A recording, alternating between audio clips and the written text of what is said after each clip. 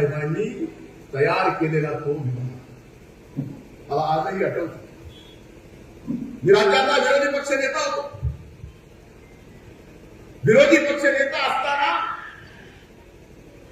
मी विधान परिषदेमध्ये अशाच अण्णाभाऊ साठेंच्या जयंतीच्या कार्यक्रमाच्या निमित्तानं काही दिवसानंतर अधिवेशन झालं आणि त्या अधिवेशनात विधान परिषदेमध्ये मी ठराव मांडला की साहित्य रत्न लोकशाहीर अण्णाभाऊ साठे यांना भारत रत्न दिला गेला पाहिजे.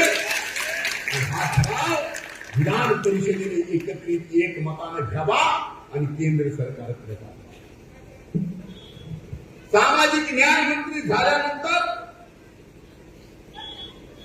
सामाजिक न्याय विभागाचा मंत्री म्हणून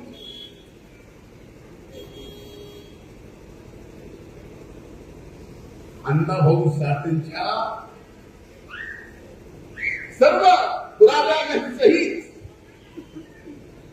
एक पत्र केंद्र सरकारला दिलं. पुन्हा त्याला विधान परिषदेचा तो ठराव जोडला आणि पुन्हा ते पत्र पाठवलं की भारत रत्न हे अण्णाभाऊंना मिळालंच पाहिजे. हे आपलं नातं. आज आपण पाहतोय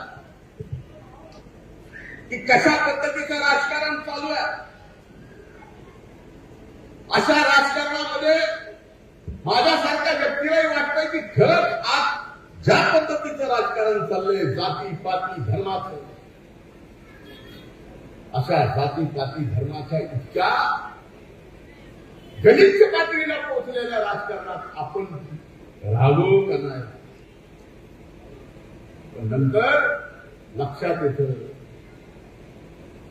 हा विचार जरी मनात आला राहावं का न राहावं, पुन्हा वाटतं की उपेक्षितला उपेक्षित माणूस, लहानातले लहानी जात, त्या सगळ्या गोष्टी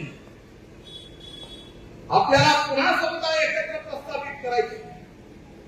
आज जरी जातीपातीमध्ये वाद निर्माण होत असले तर आपल्याकडं या महापुरुषांचे विचार आहे. छत्रपती शिवाजी महाराजांचं रयतेचं राज्याप्रमाणे जाती धर्माचं ते उदाहरण आहे. बाबासाहेबांनी दिलेली या देशाला संविधान ते उदाहरण आहे.